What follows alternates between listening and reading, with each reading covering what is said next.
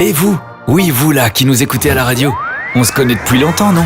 On rigole et on pleure ensemble. On vit de grands moments et on écrit l'histoire. Dans cette période particulière, nous sommes toujours là pour vous accompagner et vous pouvez toujours compter sur nous, plus que jamais. On vous divertit et on vous informe quotidiennement sur notre monde qui change. Et votre radio aussi évolue. Elle s'écoute partout, tout le temps, en DAB+, sur Internet ou via votre smartphone. Comme 3 500 000 Belges francophones qui lui font confiance chaque semaine, merci d'écouter la radio. Te acompañamos con excelente música. Señor Jesucristo. Éxitos cristianos del ayer. Sé que no voy a encontrar. Te acompañamos porque somos más que música. Somos tu emisora. Amiga. No te pierdas cada una de nuestras transmisiones.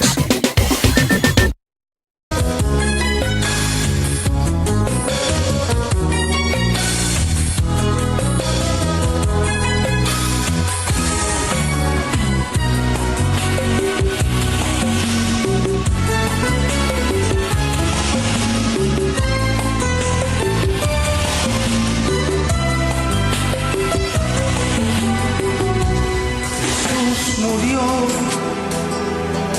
en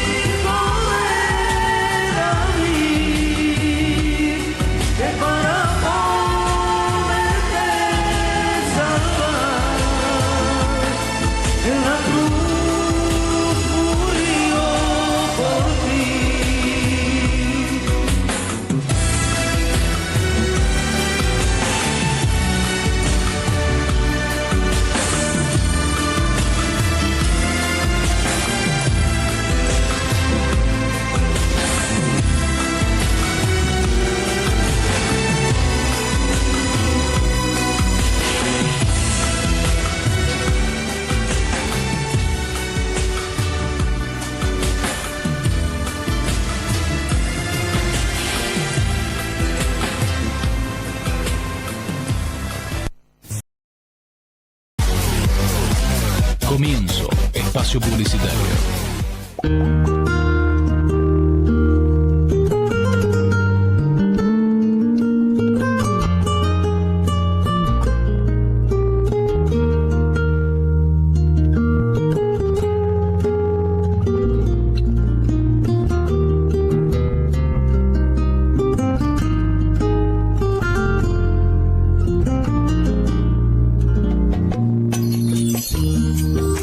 En los momentos que las dificultades parecen un desierto seco, árido, hostil sin aparente final, Dios nos ofrece sus lugares de descanso en su palabra.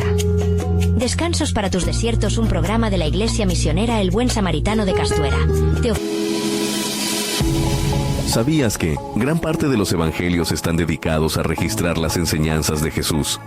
Utilizó parábolas, cortas historias con un significado espiritual más profundo, para enseñar sobre el reino de Dios, el amor al prójimo, el perdón y la misericordia.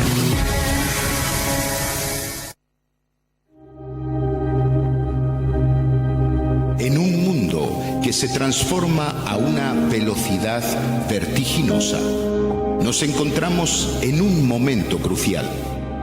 La llegada de Cristo se acerca y el enemigo busca desmantelar todo lo que refleja la gloria de Dios. Las fuerzas malignas intentan socavar nuestros cimientos cristianos, promoviendo una agenda que desafía la esencia misma de lo humano. Sin embargo, nosotros somos la generación que ha decidido levantarse. Durante demasiado tiempo hemos permanecido en la sombra, creyendo que no teníamos voz, ni acción, ni recursos para impactar. Pero ha llegado el momento de reconocer nuestra misión divina, llevar a la gente a Jesús y a Jesús a la gente. Es hora de desatar las corrientes del evangelismo, de alcanzar a los no alcanzados y de establecer comunidades de fe en los rincones olvidados. Levantemos la luz de nuestros corazones para que el mundo sepa que Cristo vive en nosotros. Juntos podemos salvar a los perdidos, sanar a los enfermos y liberar a los cautivos. Establezcamos el año del favor de Dios y permitamos que una generación valiente, llena del Espíritu Santo, reclame lo que nos ha sido robado. España y Europa, con sus ciudades y pueblos, pertenecen a Jesús. Es momento de edificar el reino de Dios, de hacer temblar al enemigo y de creer con firmeza que esta tierra es nuestra. Hagamos por el mundo lo que el mundo no puede hacer por nosotros, con determinación y fe. Iglesia, es hora de actuar. Te acompañamos con excelente música. Señor Jesucristo. Éxitos cristianos del ayer. Sé que no voy a encontrar. Te acompañamos porque somos más que música. Somos tu emisora. Mira. No te pierdas cada una de nuestras transmisiones.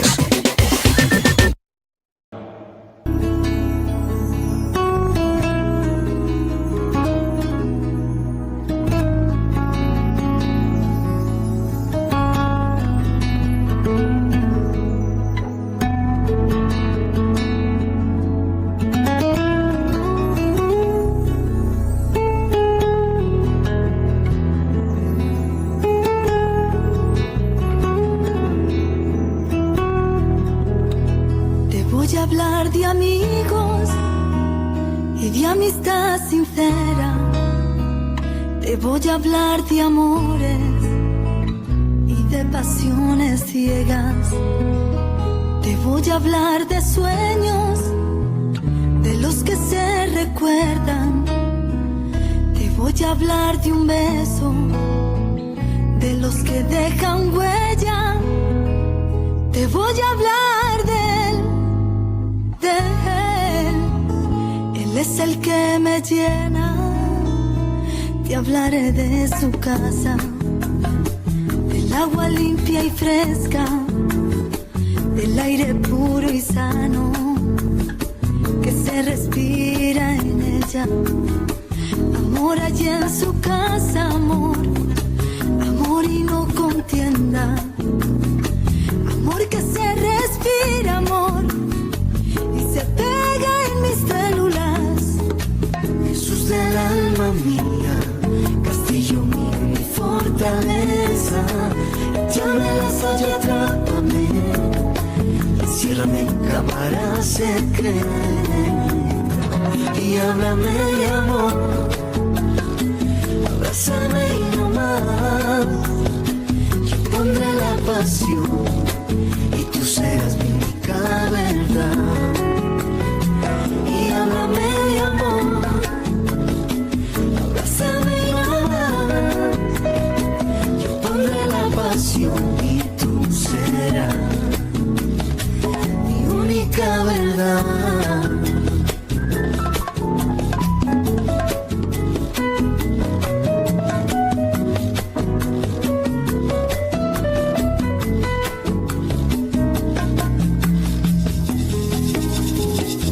Voy a hablar de flores, de todas las más bellas.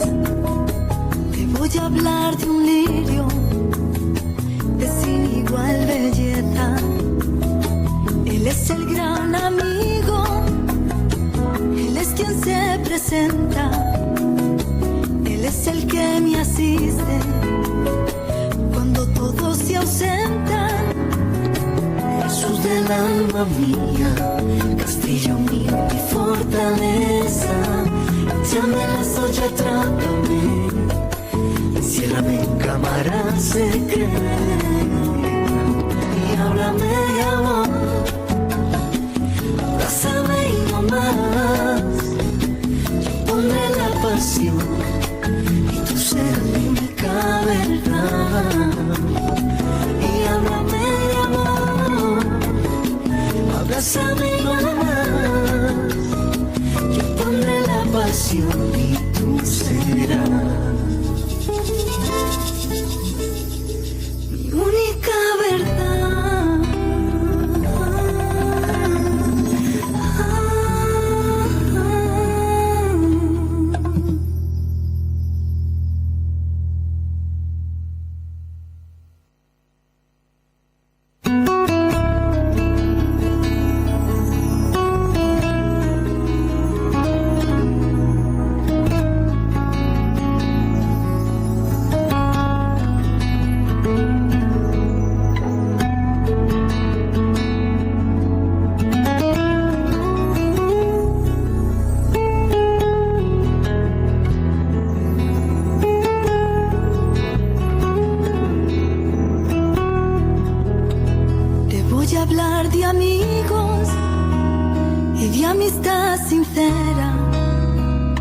Voy a hablar de amores y de pasiones ciegas.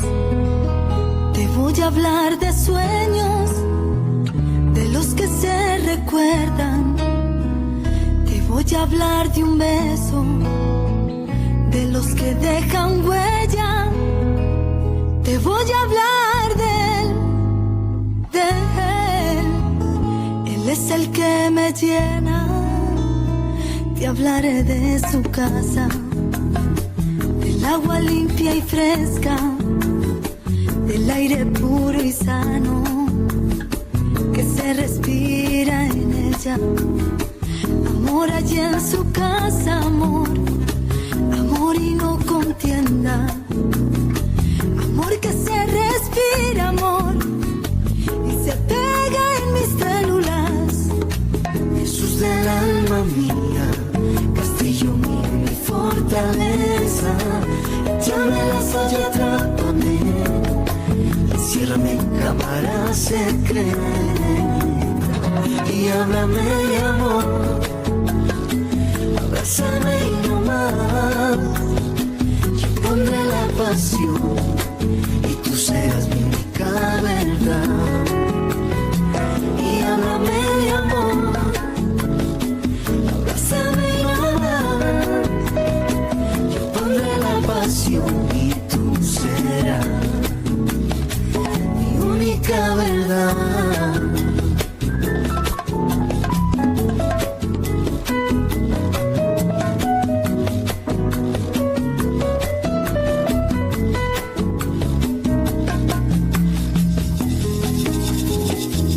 voy a hablar de flores, de todas las más bellas. Te voy a hablar de un lirio de sin igual belleza. Él es el gran amigo, él es quien se presenta, él es el que me asiste cuando todos se ausentan. Jesús del alma mía, castillo mío y fortaleza, échame la soya, atrápame, enciérrame en cámara secreta y háblame de amor, abrázame y no más. Yo pondré la pasión y tú serás mi única verdad y háblame de amor, abrázame y no más. Yo pondré la pasión y tú serás mi única verdad.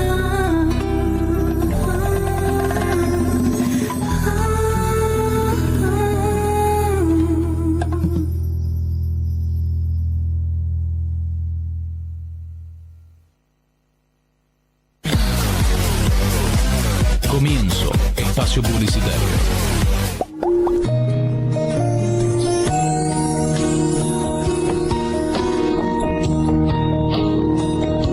La felicidad no se encuentra en el fondo de una botella o en la punta de una aguja, no se encuentra en medio de una nube de humo o dentro de una píldora recubierta de azúcar. Si la busca en esos lugares, no encontrará más que desesperación.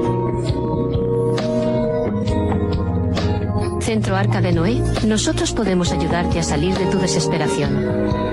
Ponte en contacto con nosotros y te añadiremos a nuestra lista de espera. Llámanos al 924140387 en horario matinal de 9 a 14 horas. No te arrepentirás de haber tomado la mejor decisión de tu vida.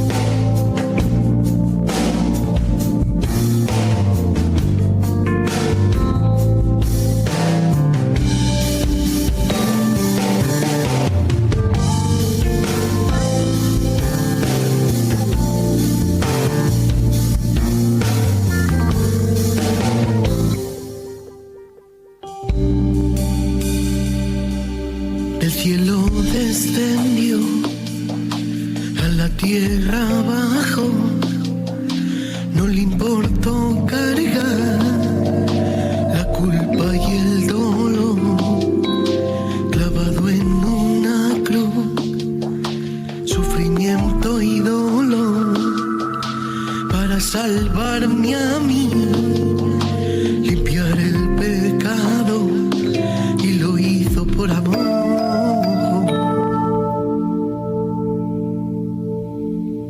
Siendo Dios, se humilló y hasta los humos se entregó en una cruz como el mal hecho, para salvar al hombre pecador.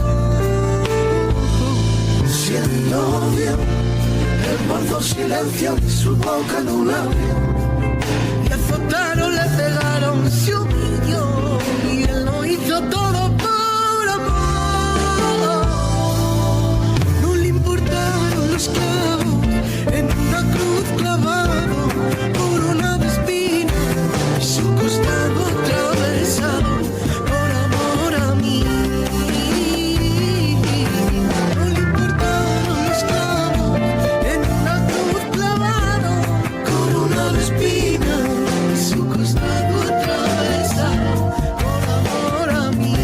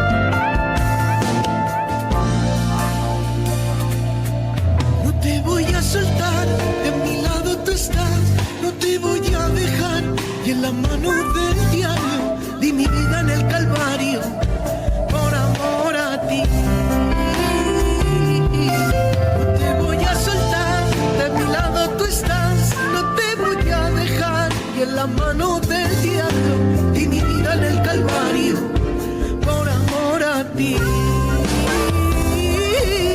Cambié mi trono por un pesebre, cambié mi corona por espina y mi sangre derramada para darte a ti la vida. Pero no importa que lo hice por amor, esa cruz no lo impidió, el dolor no lo impidió, fue por amor, fue por amor.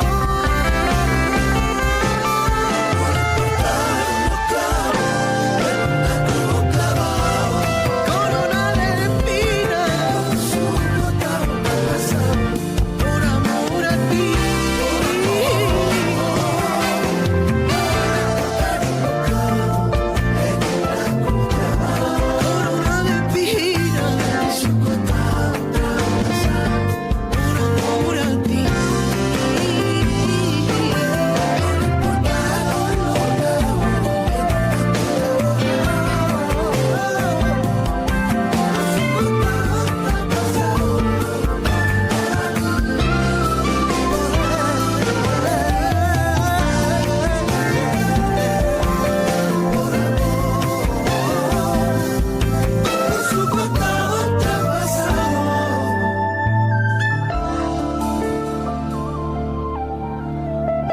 A mi Dios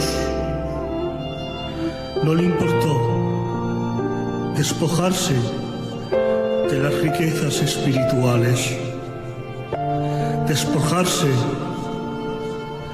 del cielo, despojarse de su Padre, hacerse hombre y aún siendo hombre se hizo siervo para servir a la humanidad, sabiendo el sufrimiento que iba a pasar. Todo por ti y por mí. Los peores clavos para las mejores manos. La peor cruz para el mejor hombre. Los peores látigos para la mejor espalda, la peor lanza para el mejor costado, la peor corona para la mejor cabeza, y todo por ti y por mí. Acuérdate que Él estará contigo hasta el fin del mundo, porque así lo ha dicho su palabra. Y os prometo que lo que Él promete, lo cumple. Nunca te olvides lo que hizo por ti.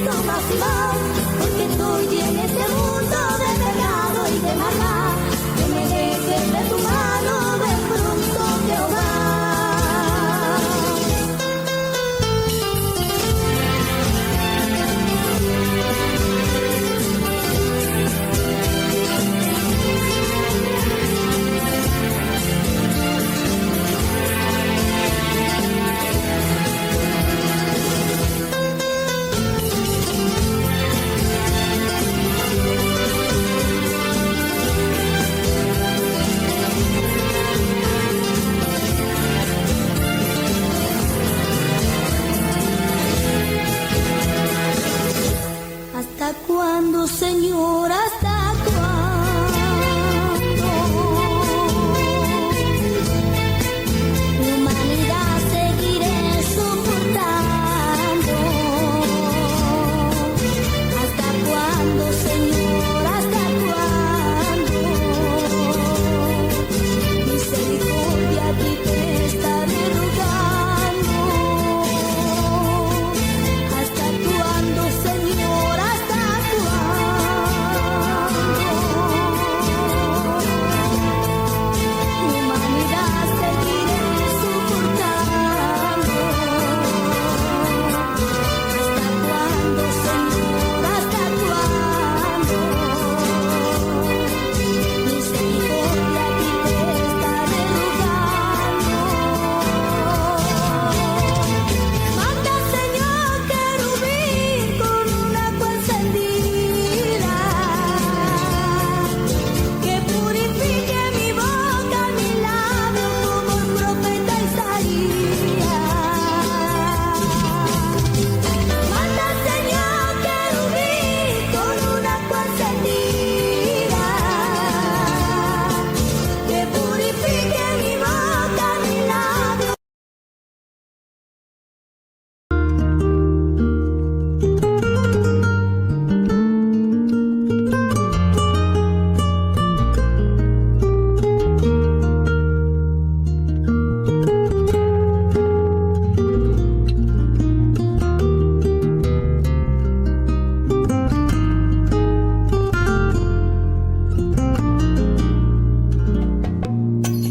La gracia de Dios es como el viento que te alcanza en un momento y te abraza el corazón.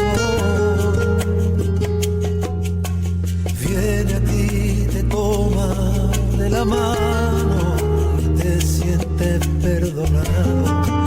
Algo pasa en tu interior. La gracia de Dios es un te quiero, una caricia en el pelo, una muestra de su amor. Es como ese don inmerecido, sabes que lo has recibido, pero no la explicación.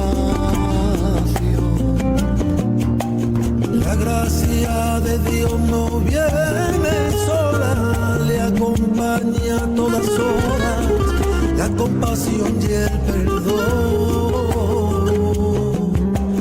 Y si no te falla la memoria y te acuerdas de tu historia, sabrás que Dios te la dio. Gracias de Dios, regalo que no hay que pagar. Gracias de Dios, del cielo llega a tu corazón. Gracias de Dios, camino abierto a la eternidad. No la merezco, pero Él me la dio.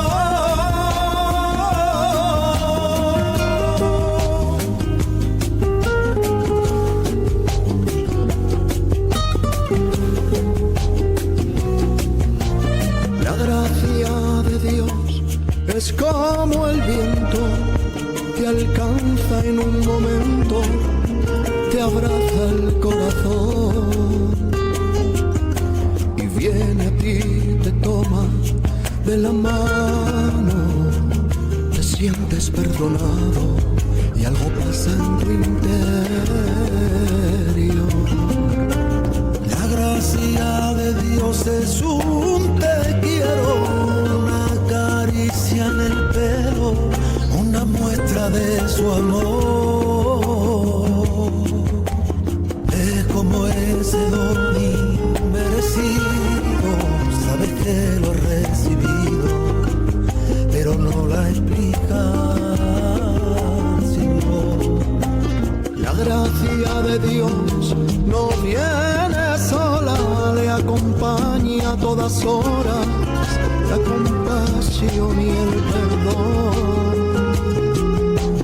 Y si no te falla la memoria y te acuerdas de tu historia, sabrás que Dios te la dio. Gracia de Dios, regalo que no hay que pagar. Gracia de Dios, del cielo llega a tu corazón. Gracia de Dios, camino abierto a la eternidad. No la merezco, pero Él me la dio. Gracia de Dios, regalo que no hay que pagar. Gracia de Dios, del cielo llega a tu corazón. Gracia de Dios, camino abierto a la eternidad. No la merezco, pero Él me la dio. Todas estas cosas nos han sido dadas mediante su eterno poder y deidad. Son todas estas cosas nos han sido dadas mediante su eterno poder y deidad. Por pura gracia, no viene sola, su promesa te acompaña.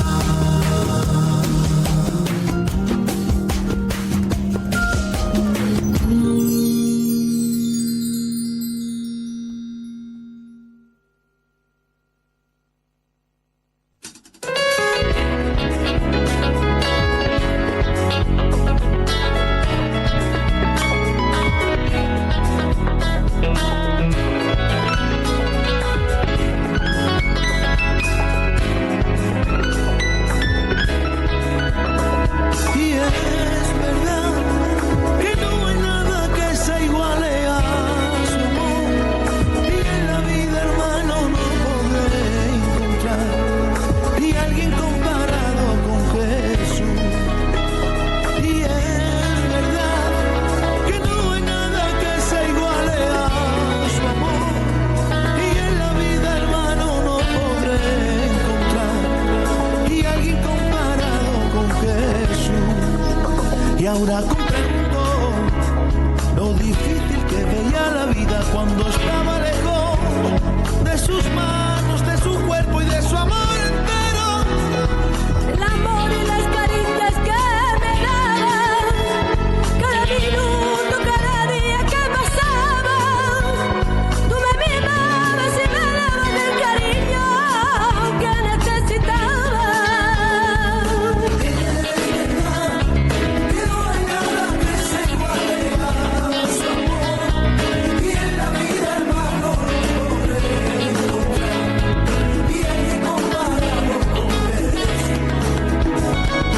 Es verdad que no hay nada que se iguale a su amor, y en la vida, hermano, no podré encontrar ni alguien comparado con Jesús.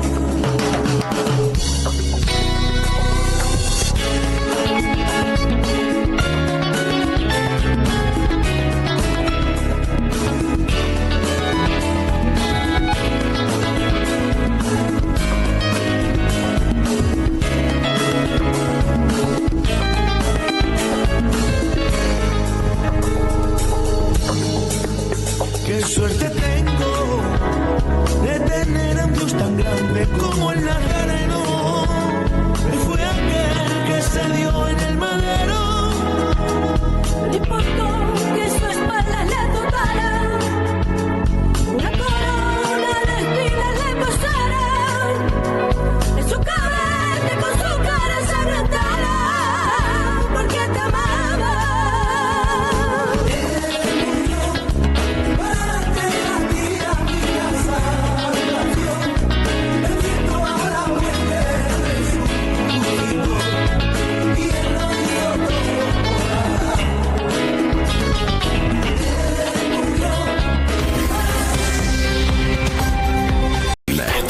Creo en Dios, Él es mi escudo, mi protección, mi fuerza para seguir adelante. Mi socorro ha sido tu El que hace posible lograr los sueños. El que hace realidad lo imposible. El que hace realidad lo imposible. En todo momento. Aquí, tu sintonía es la que cuenta. Nos conectamos contigo a tempranas horas. Solo dinos dónde recibes nuestra señal. Es reactivante cuando estás en tu trabajo. Para conocerte un poco más. No nos cambies, no nos cambies. Porque nosotros sabemos acompañarte. Algunos nos llaman la favorita, otros la preferida. Pero al final, somos la radio de todos.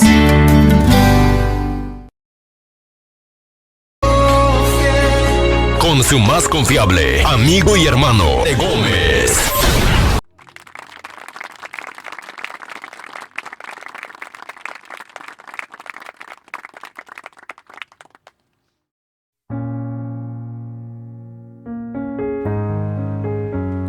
Bonjour à tous, bienvenue mes frères et mes sœurs à Radio Parole Vivante.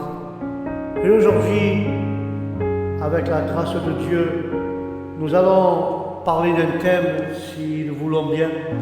Et j'ai utilisé ce thème, Seigneur, donne-nous des paroles avec quoi travailler.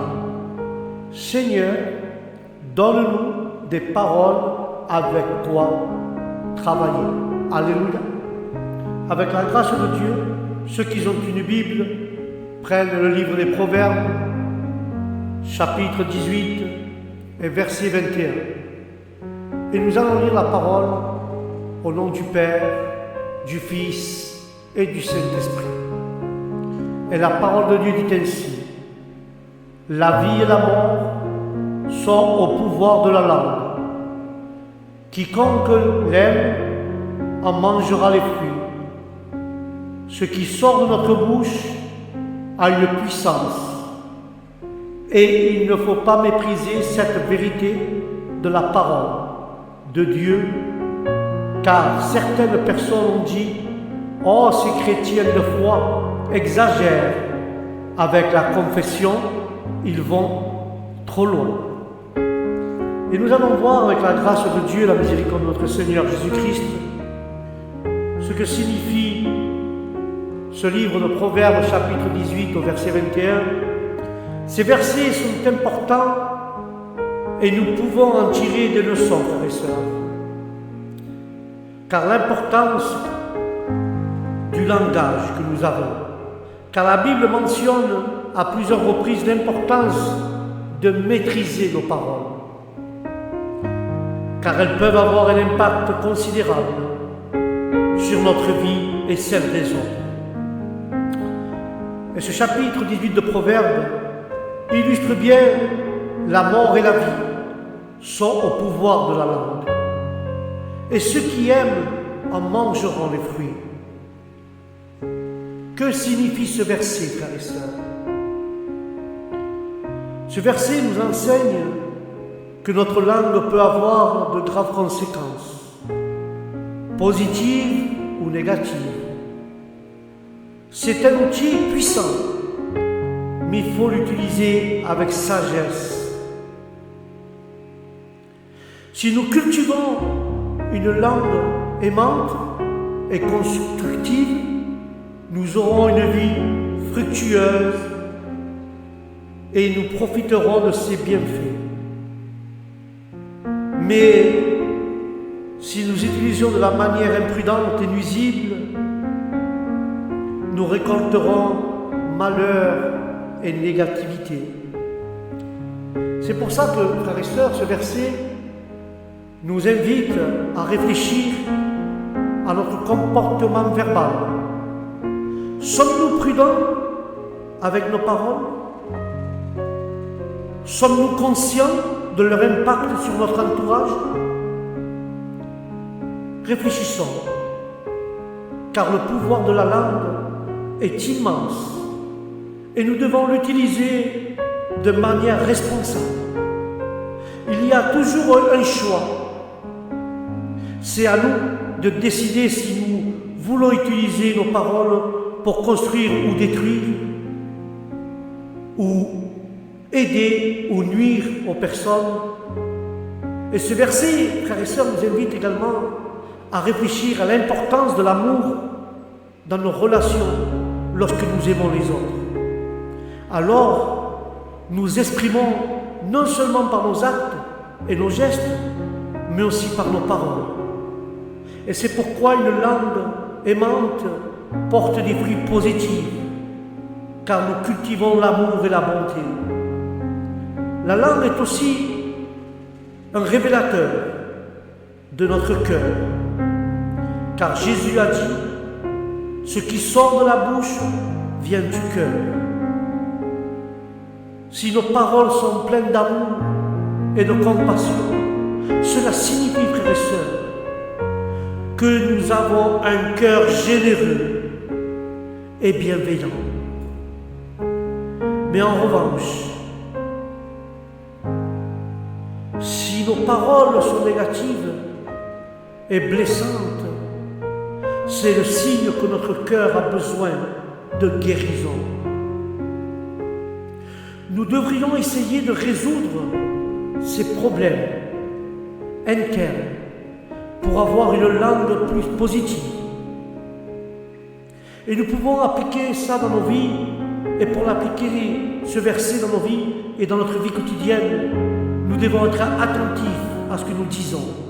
Nous avons et nous devons choisir nos mots avec soin, car leur impact peut être durable et significatif. N'oublions pas non plus que nos paroles peuvent être un cadeau pour les autres. Tout simplement, un simple merci ou un je t'aime peut avoir un impact considérable.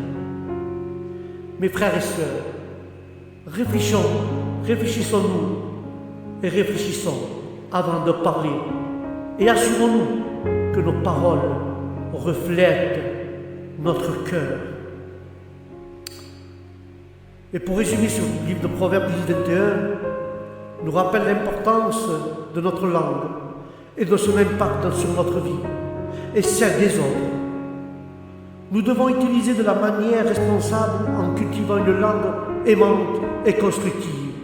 Ce faisons-nous, et ça va nous faire profiter des fruits positifs d'une langue bienveillante qui peut produire des bons fruits.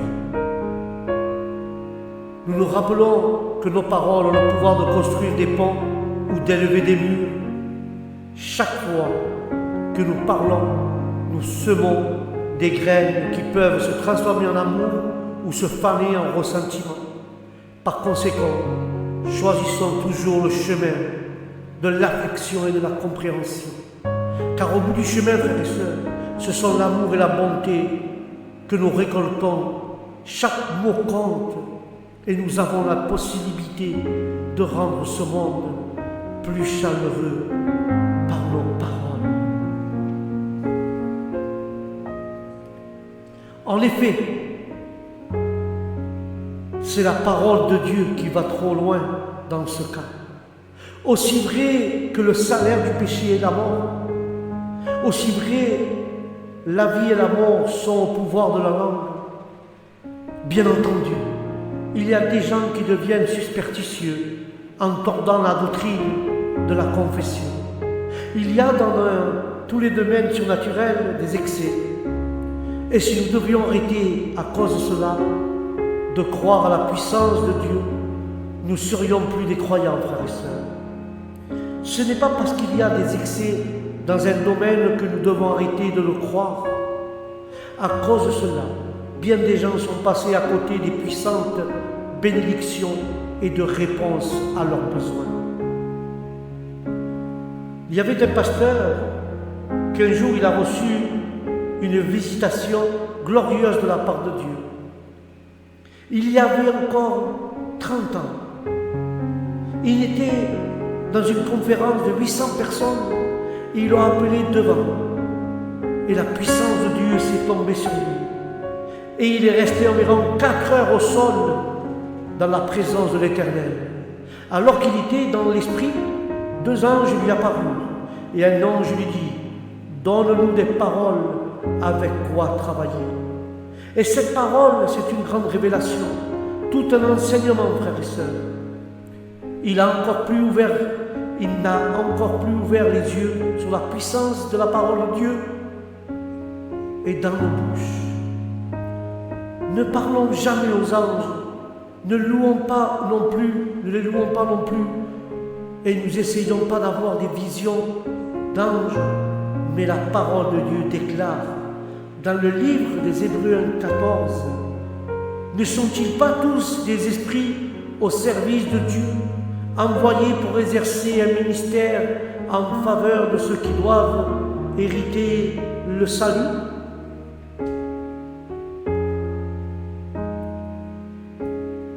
Et nous voyons l'importance et les leçons que nous pouvons tirer de ce livre des Hébreux 14, qui nous parle des anges, qui sont des esprits au service de Dieu. Le mot ministre signifie servir, aider, assister, indiquant que les anges ont été créés pour être au service des croyants selon la volonté de Dieu. Car ce passage souligne que les anges ont été envoyés pour servir ceux qui hériteront le salut, ce qui nous amène à réfléchir dans notre rôle dans le plan de Dieu. Car dans la Bible, les anges sont mentionnés, frères et sœurs, à nombreuses reprises, comme des agents de Dieu envoyés sur terre pour exécuter ses ordres. Ils sont souvent décrits comme des messagers de Dieu, exécutant sa justice et sa protection, et aussi comme des consolateurs pour ceux qui souffrent. Les anges collaborent avec les croyants, héritiers du salut, pour garantir l'accomplissement des plans de Dieu. Il est important de noter ce verset, car il ne dit pas que les anges sont Dieu, ni que nous devrions les adorer. Les anges sont des agents de Dieu, créés par lui pour servir ceux qui recherchent le salut. Autrement dit, les anges sont là pour nous aider à accomplir le but de notre vie et non pour prendre la place de Dieu. Et quand nous pouvons mettre en pratique ce verset, peut nous servir de source de motivation et d'espoir dans les moments difficiles. Lorsque nous sentons que nous ne pouvions plus continuer seuls, nous pouvons invoquer l'aide de Dieu pour qu'il nous apporte le réconfort, la protection et le conseil. Nous pouvons également leur demander son aide en cas de besoin, afin de prendre des décisions sages et justes. Mais nous devons nous rapprocher ainsi de Dieu. Cependant, il est important de se rappeler que notre confiance et notre foi doivent être toujours placées en Dieu, qui est notre Sauveur, qui est notre Maître, et il est le Maître de l'univers. Les anges peuvent nous aider, mais ils ne peuvent pas agir comme la volonté de Dieu. En ce sens, la meilleure façon d'honorer Dieu, c'est de suivre ses enseignements et de croire qu'il nous conduira sur le chemin du salut. Le chemin du salut et de la foi et de la justice. Et ce livre des Hébreux 14 nous fait rappeler que les anges sont là pour nous aider dans nos vies et accomplir le dessein de Dieu. Ce verset nous encourage à compter sur l'aide. En cas de besoin, nous pouvons compter sur l'aide de Dieu, tout en gardant toujours la foi en Dieu. Nous devrions rechercher une relation étroite avec Dieu par milieu des Écritures et de la prière quotidienne, afin d'avoir la force et la direction nécessaires pour avancer dans la vie. Dans notre cheminement quotidien, nous pouvons parfois nous sentir dépassés, seuls. Cependant, lorsque nous souvenons que des anges qui nous entourent, envoyés par Dieu pour éveiller sur nous et nous guider, nous trouvons une paix réconfortante. Ces êtres invisibles sont comme des amis célestes qui nous encouragent à persévérer et nous rappelons que nous ne sommes jamais vraiment seuls, car la présence de Dieu dans nos vies nous inspire à vivre chaque jour avec une intention renouvelée à l'amour et à la grâce de notre Seigneur Jésus-Christ. Car la Bible déclare que les anges servent Dieu en servant les croyants. Les anges travaillent avec la parole de Dieu. Si vous confessez constamment les circonstances dans votre vie, alors Dieu ne pourra pas œuvrer pour vous, car vous déclarez en quoi vous croyez. Dieu dit dans sa parole, Hébreux 11:6, « Or, sans la foi, il est impossible d'être agréable, car il faut que celui qui s'approche de Dieu croie que Dieu existe et qu'il est le rémunérateur de ceux qui le cherchent. » Alléluia. Et le livre des Hébreux 6 nous apporte des leçons que pouvons-nous en tirer profit, car l'importance de la foi dans notre vie chrétienne est importante, car la communauté chrétienne nous enseigne l'importance de la foi dans notre relation avec Dieu. Nous devons garder à l'esprit que la foi est une composante essentielle de la vie d'un croyant, car elle nous permet de faire confiance à Dieu et de croire à ses promesses, même lorsque nous ne le voyons pas. Nous devons nous attacher à décrire et à vivre par la foi. Autrement dit, il ne s'agit pas seulement de croire à l'existence de Dieu, mais aussi de faire confiance à lui et à ses promesses. Pour les chrétiens, la foi est un outil fondamental pour vivre une vie pleine et agréable à Dieu. Comment pouvons-nous appliquer ce verset dans nos vies, frères et sœurs? Premièrement, nous devons comprendre que notre objectif en tant que croyants est de plaire à Dieu dans tout ce que nous faisons. Cela signifie que nous devons nous concentrer sur lui en tout temps et rechercher sa volonté pour nos vies. Si nous voulons plaire à Dieu, nous devons avoir foi à son existence et en ses promesses. Lui faire confiance et attendre. Il est important de garder l'esprit que la foi ne mesure pas avec précision, mais plutôt une attitude de cœur.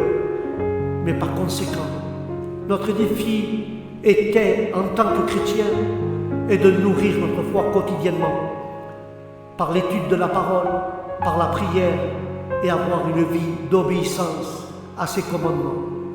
Ainsi, nous nous rapprocherons de Dieu et nous apprenons à lui faire confiance en tout temps. Et ce verset nous enseigne que Dieu récompense ceux qui le cherchent. Autrement dit, si nous voulons une relation plus profonde avec Dieu, nous devons le rechercher activement. Cela implique de consacrer du temps à prier, à lire la Bible, à rechercher sa volonté pour nos vies. Et en faisant cela, nous pouvons expérimenter sa puissance et son amour d'une manière plus profonde et plus réelle. La foi est un élément clé de notre vie chrétienne. Sans elle et sans elle, il est impossible de plaire à Dieu. C'est pourquoi nous devons chercher, cultiver notre foi. Nous devons la chercher et la cultiver au nom de Jésus. Chaque jour de notre vie, nous pouvons la cultiver par la lecture de la Bible, par la prière et surtout avoir une obéissance à sa parole. De plus, nous devons rechercher activement la volonté de Dieu et lui faire confiance en tout temps. Si nous y parvenons, nous pouvons être assurés que notre Père Céleste nous récompensera au nom de Jésus. Et ce verset nous rappelle l'importance de placer notre foi en Dieu en tout temps. Si nous y parvenons, nous pouvons espérer récompense de notre Père Céleste, car nous devons avoir la foi en action. Parfois, au cœur de l'agitation quotidienne, nous oublions combien il est essentiel de faire confiance à ce que nous ne voyons pas. Car la foi est comme un GPS qui nous conduit, même lorsque le chemin est incertain. Elle nous invite à avancer même dans l'incertitude, afin de compter. Mais il s'agit de rester connecté à Dieu et de se rappeler que le chercher de tout notre cœur sera toujours récompensé. Alors, pourquoi ne pas laisser cette foi s'exprimer un peu plus et découvrir les surprises qu'elle nous réserve?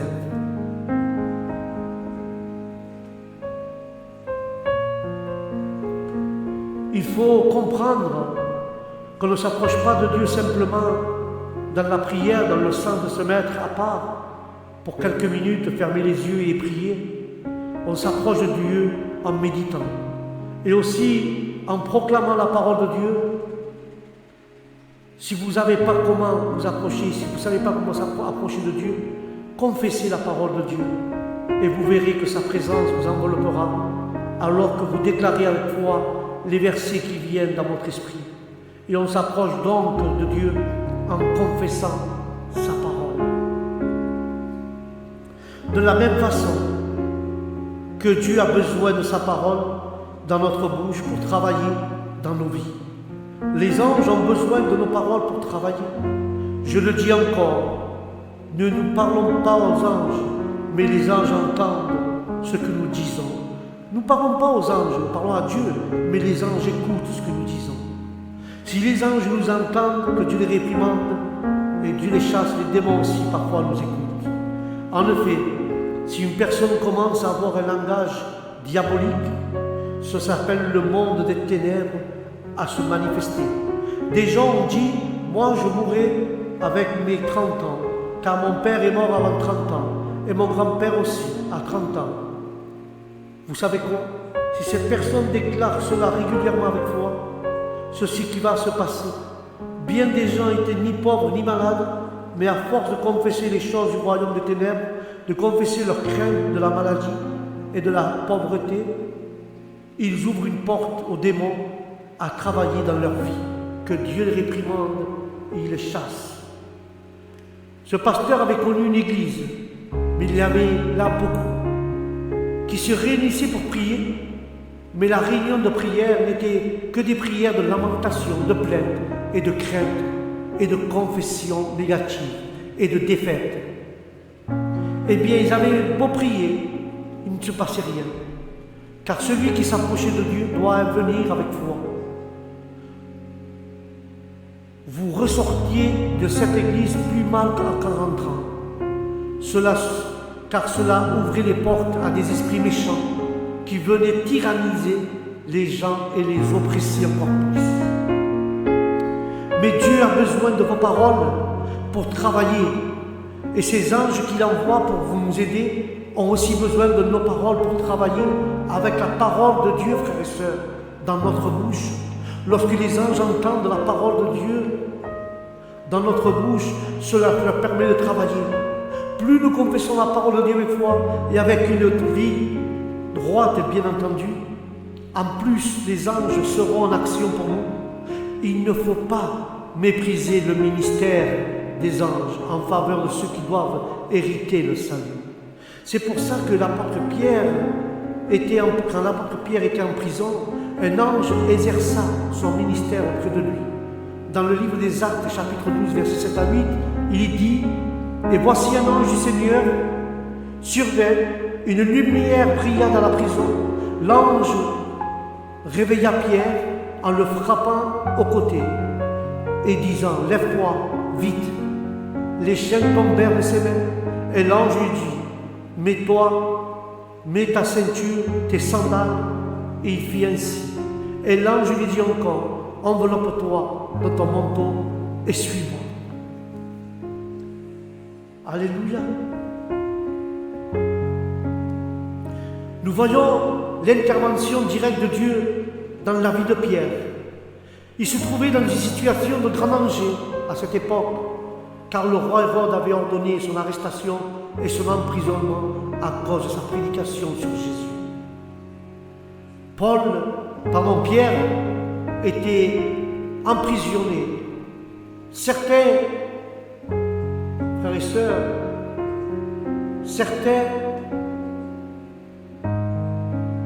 étaient condamnés à mort. Mais cependant, dans l'obscurité de la prison, un ange du Seigneur apparut à Pierre, car Pierre aussi était condamné à mort. Et cet ange apparut, il ordonna de se lever et de se retirer aussitôt les chaînes de ses mains.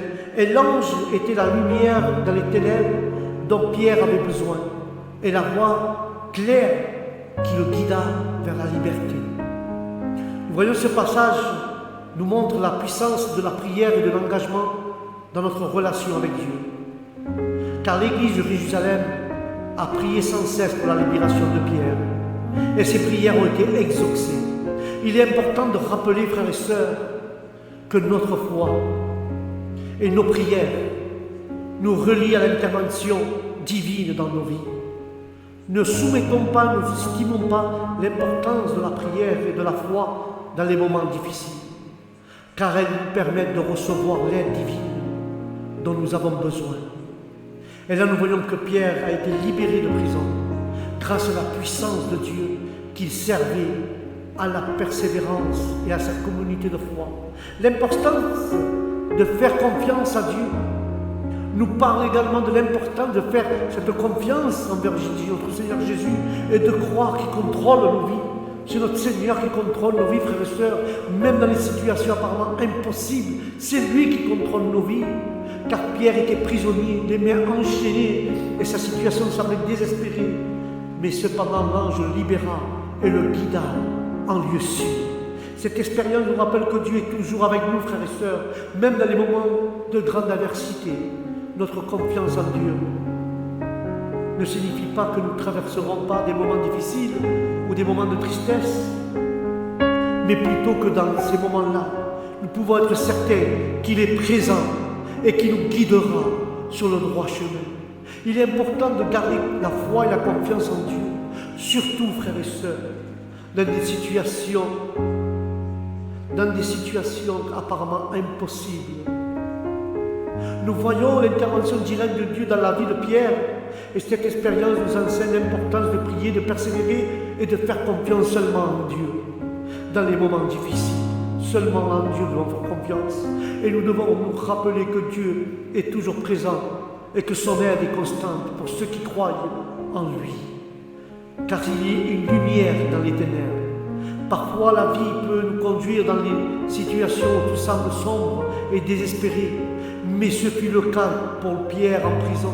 Cependant, ce verset nous rappelle que même dans nos moments les plus difficiles, Dieu peut envoyer sa lumière sous forme d'une aide inattendue. Alors face aux difficultés, rappelons-nous que la prière et la foi sont nos meilleurs outils. Nous ne sommes jamais vraiment seuls. Nous ne sommes vraiment jamais seuls. Il y a toujours un moyen de sortir de l'emprisonnement qui nous empêche d'avancer. Plusieurs éléments sont nécessaires à la vie. Parmi les principaux, on trouve la nourriture, l'eau, l'air et la lumière. Dans les Écritures, Jésus est la source de chacun d'eux et le pain de vie, le dispensateur d'eau, celui qui remplit chaque créature du souffle de vie. L'évangile de Jean dit: en lui était la vie, cette vie était la lumière des hommes. Jésus-Christ est venu au monde pour donner la vie. Il est égal à Dieu, le Père, qui est la vie en lui-même, a donné cette puissance vivante à son Fils.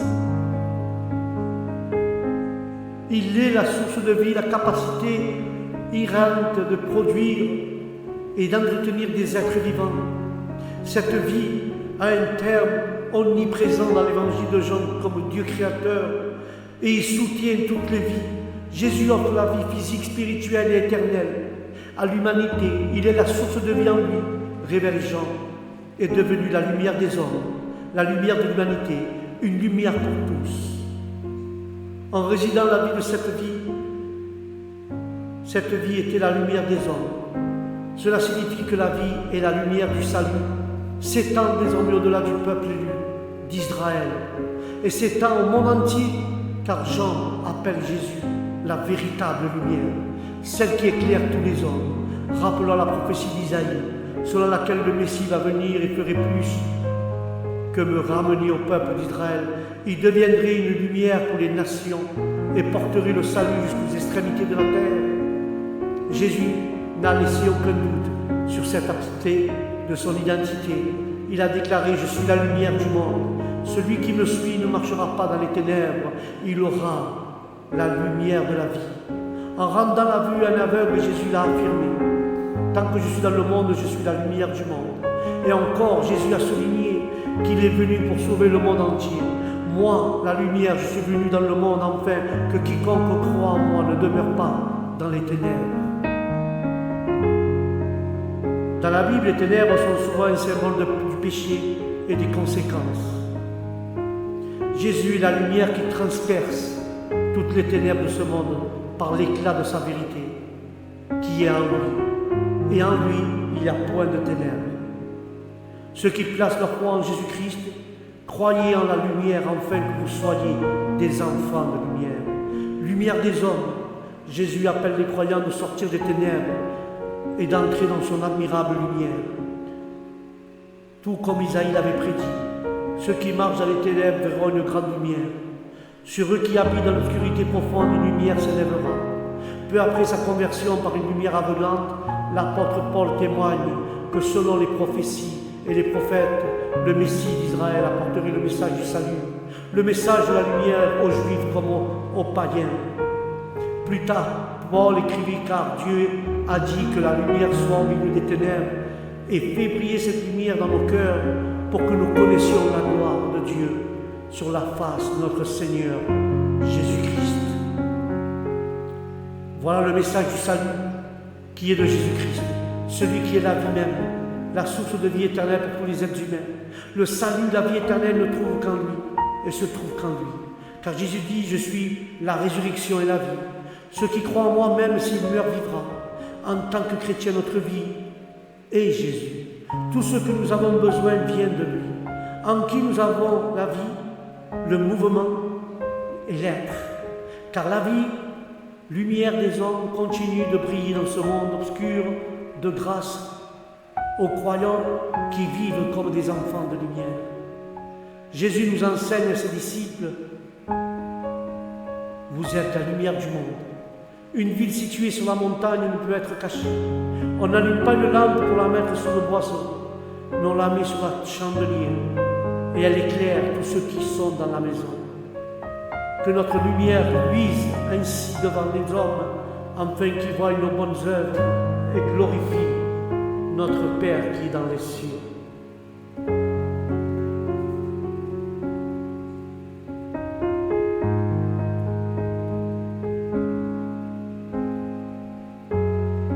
Car Dieu peut nous protéger. Dieu peut nous protéger, frères et sœurs. En envoyant ses anges, certains ont même exercé l'hospitalité à des anges sans savoir ce qu'il nous a dit et ce qu'il nous dit la parole. Alors que vous déclarez la parole de Dieu, vous permettez au royaume de Dieu et au monde angélique de travailler en notre faveur. Car Dieu parle et tout se soumet à sa parole. Dieu nous a donné sa parole pour que nous puissions créer dans notre maison et dans notre vie une atmosphère de foi, un endroit où règne la parole. J'aime quand Dieu, et j'aime quand l'onction vient sur moi, quand je suis dans mon salon et je commence à proclamer la parole de Dieu qui sort de mon esprit. À ce moment-là, je sens sa présence et la présence de Dieu autour de moi. Même ce n'est pas le genre de présence, de frisson, non. C'est comme si les mots de la parole de Dieu sortent de ma bouche et devenaient vivants. Mais vraiment comme quelque chose de vivant qu'on pourrait presque toucher autour de moi. C'est vraiment merveilleux de sentir la vie qui se trouve dans la parole de Dieu. Quoi que vous ressentez, quelles que soient les circonstances, déclarez la parole de Dieu. Tout pourrait s'élever pour que vous puissiez déclarer la parole. Mais c'est justement là qu'il faut la déclarer, comme le livre dit l'apôtre Jean, chapitre 1, verset 1 à 5. Au commencement était la parole, et la parole était avec Dieu, et la parole était Dieu, et elle était au commencement avec Dieu. Toute chose a été faite par elle, et rien ne s'est fait, et n'a été fait sans elle. En elle, il y a la vie, et la vie était la lumière des hommes. La lumière luit dans les ténèbres, et les ténèbres n'ont point reçu. C'est pour ça que le livre de Romains 18 dit Que dit-elle donc? La parole est près de toi, dans la bouche et dans ton cœur. Or, c'est la parole de la foi que nous prêchons. Et le livre de Corinthiens va dire encore cela. Et comme nous avons le même esprit de foi qui est exprimé dans cette parole de l'Écriture, j'ai cru et c'est pourquoi j'ai parlé. Et nous sommes aussi, nous croyons et c'est pour cela que nous parlons.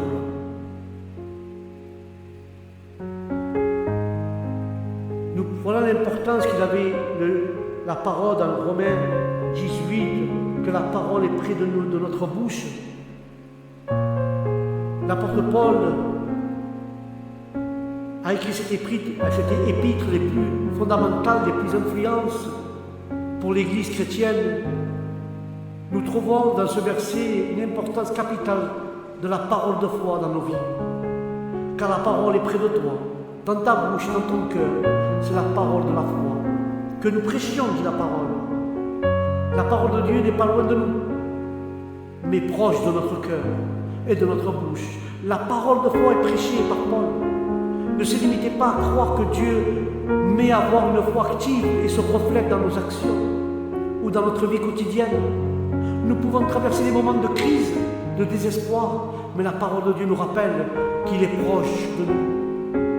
Nous pouvons puiser dans la force en nous. Nous pouvons puiser notre force en nous, mais savoir que la parole de foi est dans notre cœur et dans nos lèvres et va nous aider à nous rappeler que nous pouvons proclamer sa présence dans nos vies et trouver du réconfort dans les moments difficiles.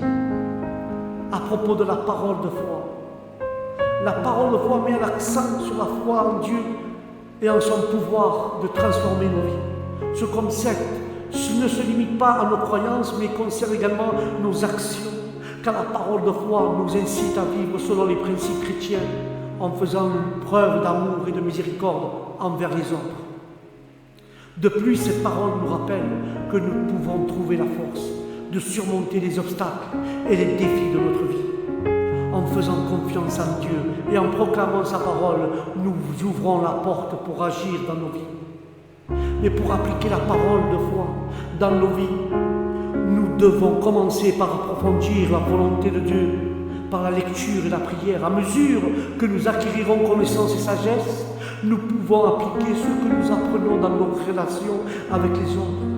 Et dans les situations que nous rencontrons, Dieu nous aidera. Faisons-lui confiance.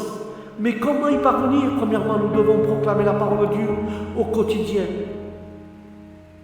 et nous rappeler qu'il est avec nous et qu'il nous donnera la force de surmonter les épreuves.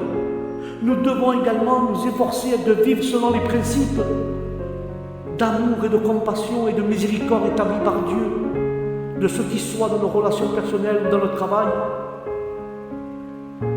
Romains 18 nous rappelle que la parole de foi est proche de nous et que nous pouvons la proclamer chaque jour. Et nous trouverons la force et la motivation nécessaires pour vivre selon les principes chrétiens, en faisant preuve d'amour et de compassion envers les autres, car la parole de foi nous dit que la parole de foi est proche et nous rappelle que nous ne sommes pas seuls dans nos difficultés, dans nos maladies. Car la vie peut parfois sembler écrasante, mais savoir que la foi peut être proclamée du cœur à l'action nous donne une force incroyable. N'est-il pas réconfortant de savoir que même dans les moments difficiles, nous pouvons chercher en nous-mêmes et trouver la force qui nous pousse à persévérer. C'est pour ça que Corinthiens, et comme nous avons le même esprit de foi, voilà ce que dit Corinthiens, second livre de Corinthiens 13, nous avons le même esprit de foi, exprimé dans cette parole de l'Écriture. J'ai cru, et c'est pourquoi j'ai parlé. Nous aussi, nous croyons, et c'est pour cela que nous parlons. Quelle importance a-t-il ce verset, frères et sœurs? Car l'apôtre Paul explique aux Corinthiens, le ministère de la prédication de l'Évangile ne repose pas sur leur propre capacité ou force, ils sont plutôt guidés et fortifiés par le Saint-Esprit et par leur foi en Dieu. Car l'expression « j'ai cru », c'est pourquoi j'ai parlé, c'est référence à leur foi profonde, à la puissance, frères et sœurs, de l'Éternel.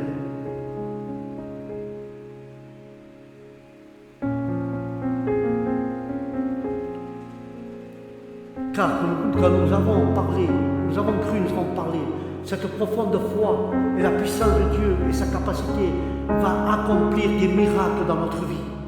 Nous devons avoir la foi et la confiance en Dieu. C'est important pour les chrétiens, cela, notre force et notre puissance ne viennent pas de nous-mêmes, mais elles viennent d'elle, mais elles viennent de Dieu.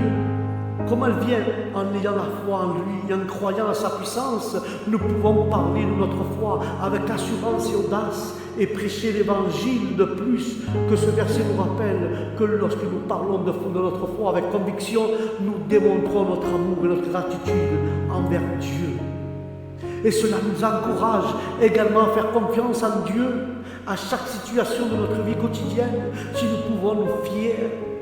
Soyons fiers de sa puissance et de sa juridiction. Nous pouvons alors parler avec assurance et foi de tout problème auquel nous sommes confrontés, sachant qu'il nous guidera et il nous fortifiera. C'est une façon d'appliquer ce verset dans notre vie et d'entretenir une relation étroite avec l'Éternel et de rechercher sa direction en tout temps. Si nous croyons avec conviction dans cette puissance et sa juridiction, nous pouvons parler de notre foi avec confiance et foi, même dans les situations difficiles. Nous pouvons également appliquer ce verset dans nos actions et manifestant notre foi par des actes d'amour et de compassion envers les autres, et en annonçant en tout temps que la vérité est la sagesse de Dieu. Là, je vois un point important à noter dans ce verset, et l'importance d'avoir la foi en Dieu et croire en sa puissance sans une foi profonde en Dieu. Serait difficile de parler de notre foi aux autres. Nous devons parler aux autres de cette foi avec assurance et audace. Il est donc essentiel de travailler sur notre relation avec Dieu et de cultiver notre foi toujours plus forte au milieu de l'étude biblique, au milieu de la lecture, au milieu d'un culte. Il est également important de garder l'esprit que lorsque nous parlons de notre foi, nous ne devenons pas à imposer à nos croyances aux autres, mais plutôt les présenter avec amour et respect. Et nous devons être ouverts à l'opinion des autres et respecter leurs droits d'avoir des croyances religieuses ou spirituelles différentes. Et je vais conclure avec cela. Rappelle-toi l'importance d'avoir la foi en Dieu et croire en sa puissance. Nous fait et nous pouvons parler de notre foi avec assurance et audace en lui témoignant notre amour et notre gratitude. Nous devons travailler, frères et sœurs, dans notre relation avec Dieu et cultiver notre foi pour avoir une foi plus forte au milieu par la prière et l'étude de la Bible. Alors là, nous allons cultiver pour avoir une foi plus forte à travers la prière et l'étude biblique. Et cela va ouvrir à écouter des points de vue des autres et au respect de leurs droits et de leur opinion. J'ai cru, donc j'ai parlé. Quand nous méditons cela, nous découvrirons une vérité puissante. Notre voix peut être l'écho de la puissance divine. Chaque fois que nous parlons avec foi, qui est en nous, non seulement nous proclamons notre foi, mais nous joignons aussi au battement du cœur de Dieu. C'est un appel à être témoins ou des témoins fidèles de son amour et de sa force dans un monde en quête d'espérance, puisque notre témoignage résonne de la certitude qu'en croyant, nous sommes capables de transformer des vies, à commencer par la nôtre, au nom de Jésus. Voilà mes frères et mes sœurs, c'était le programme dans Parole Vivante. Le thème du jour d'aujourd'hui, de ce thème, c'est « Donne-nous des paroles avec quoi travailler au nom de Jésus ». Voilà mes frères et mes sœurs. Sur ce, je vous dis au prochain programme dans Radio Parole Vivante. Et je vous dis que Dieu vous bénisse, que la bénédiction comble vos cœurs. Et je vous dis au prochain programme sur Radio Parole Vivante, que Dieu vous bénisse.